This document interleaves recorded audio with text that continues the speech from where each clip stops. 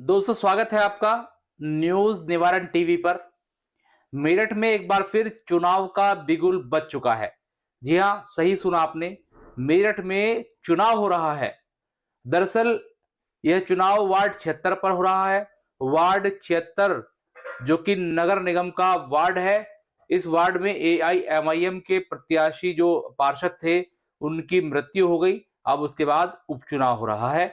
हालांकि इस सीट पर एआईएमआईएम ने अपना प्रत्याशी घोषित कर दिया है, जबकि सपा, बसपा, असपा, कांग्रेस या भाजपा किसी भी पार्टी ने अपने प्रत्याशी को नहीं उतारा है, बल्कि समाजवादी पार्टी ने अपने प्रत्याशी को उतारने से इनकार कर दिया और जो सिंबल था उसको फ्रीज कर दिया।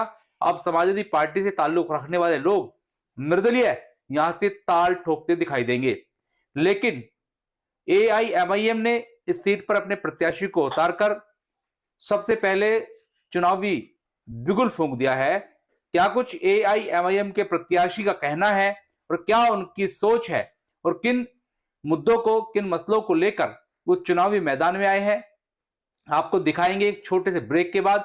लेकिन आपको बता दें, 10 साल तक आम आदमी पार्टी में रहने वाले यह प्रत्याशी अब एआईएमआईएम में अपने भविष्य की जो राजनीतिक भविष्य है उसकी आजमाइश करेंगे।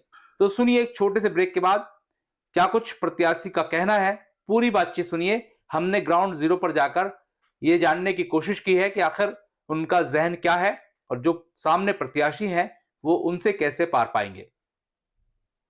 Swami Vivekanand Subharti University, one of the leading universities of North India. 250 acres campus, 220 plus professional and vocational programs, 20,000 plus students, state of the art infrastructure. Come and give wings to your career with Swami Vivekanand Subharti University, where education is a passion. NH58, Meerut, Delhi, NCR. दोस्तों स्वागत है आपका news निवारण TV पर। हाल ही में उत्तर प्रदेश में विधानसभा उपचुनाव हुआ है, नतीजे आ गए हैं। भारतीय जनता पार्टी ने अपना परचम लहराया, लेकिन एक बार फिर एक रियलिटी टेस्ट होने जा रहा है। रियलिटी टेस्ट ये है कि एक बार फिर उत्तर प्रदेश के मेरठ में वार्ड 76 पर उपचुनाव है, क्योंकि यहाँ पर शमीन एक प्रत्याशी थी एआईएमआईएम पार्टी की, वो पार्षद बनी।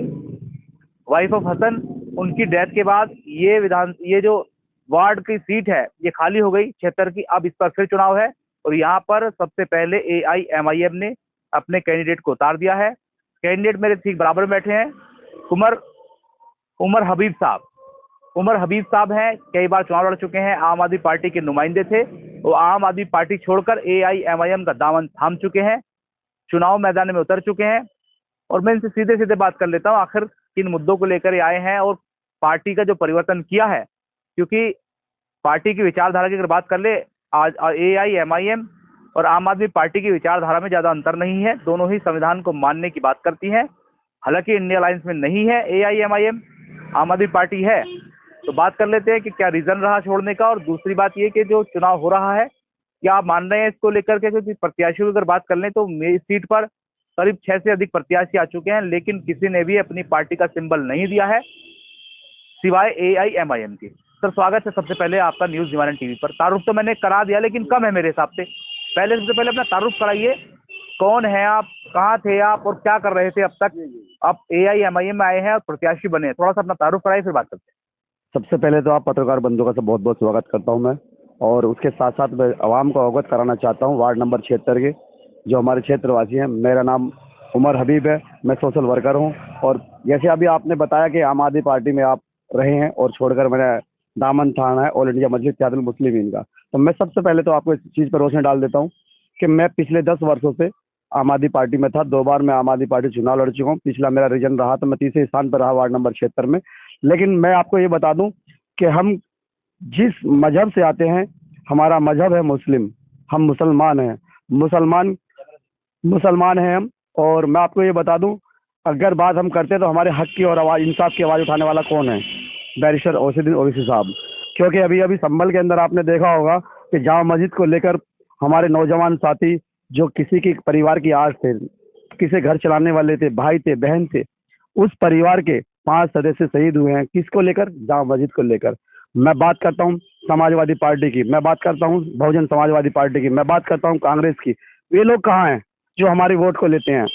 हम हर जगह बढ़ते हैं, हमारी वोट लेते हैं, लेकिन वो वोट लेने के अलावा हमारे लिए कोई हक की आवाज़ नहीं उठाते, कोई बात नहीं करते। मैं लोगों से कहना चाहता हूं, जो हमारे हक की और हमारे इंसाफ की आवाज़ उठाता है, हम उसके साथ हैं और साथ रहेंगे इंशाल्लाह। इसी वजह से मैंने आम आदमी पार्टी का दामन छोड़ और उसी दिन बैरिस्टर साहब अब से 7 महीने पहले मैंने पार्टी की सदस्य ली थी। और रहा चुनाव का, चुनाव हमारे क्षेत्र में चुनाव वार्ड नंबर 76 में चुनाव होने जा रहा है 17 दिसंबर को। हमारी वाइफ नाजमा, जो मैं उनका हस्बैंड हूँ, उमर हबीब, वार्ड नंबर 76 का प्रत्याशी हूँ। MIM से पतंग का चुनाव चिन्ह है हमारा।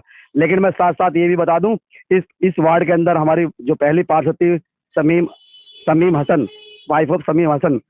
तो मैं आप लोगों से ये बता दूं, पहले भी इस वार्ड के अंदर हमारा पतंग का जो हमारे प्रत्याशी थे वही पार्षद थे यहाँ पर, और इस बार भी इंशाल्लाह यही रहेगा। और एक बात और बताना चाहता हूँ, जितनी भी तमाम पार्टियां हैं वार्ड नंबर 76 के अंदर, किसी की हिम्मत नहीं हुई बैरिस्टर उस दिन सामने और पतंग के चुनाव के सामने और आपके सामने किसी की हिम्मत नहीं हुई कि कोई पार्टी अपना सिंबल दे सके। सबके सिंबल फ्रीज हो चुके हैं और किसी पार्टी ने वार्ड नंबर 76 में अपना सिंबल नहीं दिया, सब निर्दलीय हैं। अच्छा, जो लोग लड़ रहे हैं कई तो समाजवादी पार्टी के नेता हैं, सिंबल नहीं मिला है, फ्रीज हुआ है, वो बात अलग है, उनसे पूछ लिया जाएगा। तो आप क्या मान रहे हैं कि समाजवादी पार्टी के नेता कई कई लड़ रहे हैं, सिंबल नहीं है, आप अकेले AIMIM के चुनाव चिन्ह पर हैं, तो क्या लग रहा है कि आप उन लोगों से किस तरह से फाइट मान रहे हैं, किससे मान रहे हैं और है या नहीं है? देखिए, सबसे पहले तो एक बात मैं आपको बता दूं, जब सिंबल ही नहीं है किसी का तो फाइट में भी कोई नहीं है। क्योंकि यहाँ पहले भी ऑल इंडिया मजलिस इत्तेहादुल मुस्लिमीन ने अपना परचम लहराया था और इंशाल्लाह इस बार भी ऑल इंडिया मजलिस इत्तेहादुल मुस्लिमीन अपना परचम लहराएगी।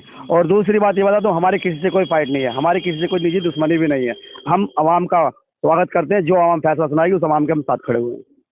अच्छा, आपके वार्ड की अगर बात कर ली जाए, जिन प्रत्याशी जो यहाँ पार्षद थे उनकी डेथ हो गई, उनके हस्बैंड जो है वो कई बार देखा गया है कि वो जो है एडिक्ट है अल्कोहल के, तो कई बार इधर उधर पाए जाते हैं। तो पहले जो बागडोर दी गई जिस नेता के हाथ में, वो हाथ अच्छे नहीं थे और शायद ये वजह रही है कि वार्ड के अंदर जो है त्राहिमाम मचा हुआ है। बात की जाए साफ सफाई, गंदगी और जो विकास कार्य होने चाहिए थे, कोई प्रतिनिधि न होने के चलते वो विकास कार्य नहीं हो पाए हैं। तो क्या लग रहा है आपको, विकास कार्य कहाँ तक करा पाएंगे और क्या क्या अभी परेशानी आपको लग रही है वार्ड के अंदर? देखिए, सबसे पहले तो मैं एक बात बता दूं, आपने कहा कि वो अल्कोहल के हैं। देखो, जिसकी कोई समस्या निजी पर उसका पर्सनल मामला है, हमें उससे कोई इंटरफेयर नहीं है किसी के मामले को लेकर के।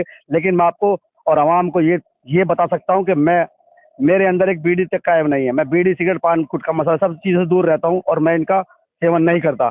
सबसे पहले तो ये बात। और मैं समाज के बीच में अपने पिछले 10 सालों से समाज सेवी बनकर मैं लोगों का हित का काम कर रहा हूँ, चाहे राशन कार्ड हो, चाहे आधार कार्ड हो, चाहे सफाई का काम हो, या नगर निगम का काम हो, मृत्यु प्रमाण पत्र हो, या रास्ते का निर्माण हो, नाले का निर्माण हो, मैं हमेशा लोगों की सेवा में रहा हूँ और रहता रहूंगा। अच्छा, आपके यहाँ मैंने देखा कि 30 फुटा एक जगह है, मैं पिछली बार निकला, दिलशाद यहाँ से पार्षद थे, दिलशाद शौकत, तो उस दौर में मैंने खबर चलाई थी कि यहाँ की जो है सुध लेने वाला कोई नहीं है, रास्ते बिल्कुल टूटे हुए हैं, जलमग्न है, तालाब बने हुए हैं, निकलना बढ़ना दुभर है। तो मैंने देखा रास्ता बन गया है, पार्षद कोई है नहीं, तो रास्ता कैसे बना, किसने बनाया और क्या कहेंगे इसको लेकर? देखिए, ये बता दूं, वार्ड के अंदर, नगर निगम के अंदर इस वार्डों का पैसा आया हुआ है। बस आप लोगों 17 दिसंबर में चुनाव चिन्ह पतंग के सामने का वाला बटन दबाना है और इंशाल्लाह नगर निगम से जो भी काम आएंगे सबसे पहले आपके वार्ड के अंदर हो, क्योंकि हमारा वार्ड का काम काफ़ी रुका हुआ है और समस्याएं बहुत हैं। क्योंकि जो हमारे पार्षद MIM से जो पार्षद हुए थे, उनका जो कार्यकाल वो 5-6 महीने रहा और 5-6 महीने में आदमी को समझने में उन्हें समय लगा। और वो नए व्यक्ति थे, राजनीति में तो हो सकते हैं पुराने थे, लेकिन कार्य के मामले में, नगर निगम के मामले में वो नए व्यक्ति थे, इस वजह से कार्य नहीं करा पाए। लेकिन मैं आपके सामने, आप लोगों से, तमाम आप पत्रकार बंधुओं द्वारा, आपके द्वारा मैं लोगों समाज को एक मैसेज देना चाहता हूँ। मैंने आज तक 10 साल के अंदर रात दिन लोगों के लिए, तमाम लोगों के लिए, किसी एक वर्ग के लिए नहीं, तमाम वर्ग के लिए क्षेत्र के अंदर मैंने छोटे से लेकर बड़े तक हर तरह के काम कराए हैं। और मैं इंशाल्लाह इसी तरीके से, आप मुझे सम्मान दोगे, प्यार दोगे, इज्जत दोगे, इस इज्जत का, आपका सम्मान बरकरार हमेशा के लिए मैं आपका आभारी रहूंगा और आपके वार्ड के काम करता रहूंगा। क्या प्रायोरिटी है वार्ड में भी, क्या क्या लग रहा है, क्या होना चाहिए, क्या रह गया? देखिए, प्रायोरिटी तो ये है कि वार्ड के अंदर सबसे पहले हमारे जल भराव की समस्या है। आप जगह जगह, तमाम जगह देख लीजिए, गली के अंदर हो या नाली के अंदर हो या नाले के अंदर हो, सबसे पहले जो चौक, नाली और नाले चौक हुए हैं, क्योंकि सफाई कर्मचारी का तो कोई कहने वाले हैं ही नहीं, सुपरवाइजर हैं यहाँ पर, इंस्पेक्टर साहब हैं, कोई उनके पास शिकायत करने वाले लोग नहीं। हम लोग शिकायत करते तो वो बोलते हैं कि आप अपनी राजनीति चमकाने के लिए हमें बार बार फ़ोन करते हैं।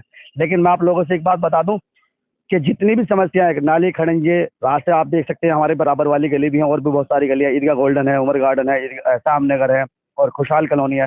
रास्तों में चलना दुर्बल है, यानी कि रास्ते कम है और गड्ढे ज़्यादा हैं, और हमें ये कार्य करना है और इस कार्य करने में हम सक्षम हैं, क्योंकि हम आज तक लोगों का काम कराते हैं और करते रहेंगे। बहुत शुक्रिया बात करने के लिए। तो मेरे साथ हबीब साहब मौजूद थे, उमर हबीब पूरा नाम ये है। इनकी मिसेज हैं जो AIMIM से प्रत्याशी बनाए गए हैं, और पूरी रणनीति के साथ ये लोग शुरू हो चुके हैं, जुड़ चुके हैं और कई सभाएं कर चुके हैं। बताया यहाँ तक जा रहा है कि AIMIM के जो प्रदेश अध्यक्ष हैं शौकत अली साहब, वो भी यहाँ पहुंचेंगे। लेकिन ये AIMIM के लिए प्रेस्टीज का सवाल है, क्योंकि प्रत्याशी जो इनके हाथ था पहले वही पार्षद बना, और दोबारा इनके खाते में ये कहीं ना कहीं सीट आएगी नहीं आएगी, ये भी भविष्य का सवाल है। लेकिन अभी सामने कोई भी पार्टी का प्रत्याशी नहीं है, सिंबल नहीं है, तो प्रेस्टीज का सवाल ये भी है कि बिना सिंबल के सामने लोग लड़ रहे हैं। अगर उनको नहीं हरा पाए तो AIMIM की जो शाख है वो कहीं ना कहीं खराब होगी। क्योंकि अगर यहीं की बात कर लें तो इसी इलाके में AIMIM ने मेयर के चुनाव में काफी अच्छा प्रदर्शन किया, मेयर प्रत्याशी दूसरे नंबर पर रहे और दर्जनों पार्षद जीत कर आए। तो AIMIM मेरठ से कहीं ना कहीं अपनी धरती मेरठ में जो है तलाशने में कामयाब रही।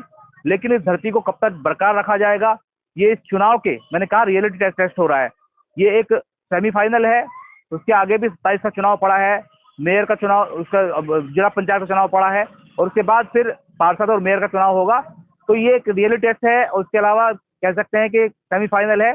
फाइनल में क्या करने पार्टी जा रही है, ये भी इस तरह के चुनाव होते हैं, इससे मालूम पड़ जाएगा। क्योंकि ये पूरा मुस्लिम बहुल इलाका है और यहाँ पर AIMIM की कितनी पकड़ है, कितनी शाख मजबूत है, ये आने वाले इस चुनाव के रिजल्ट में मालूम चल जाएगा। सहयोगी रियासत अली के साथ मनोवर चौहान, न्यूज निवारण TV, मेरठ। जय हिंद।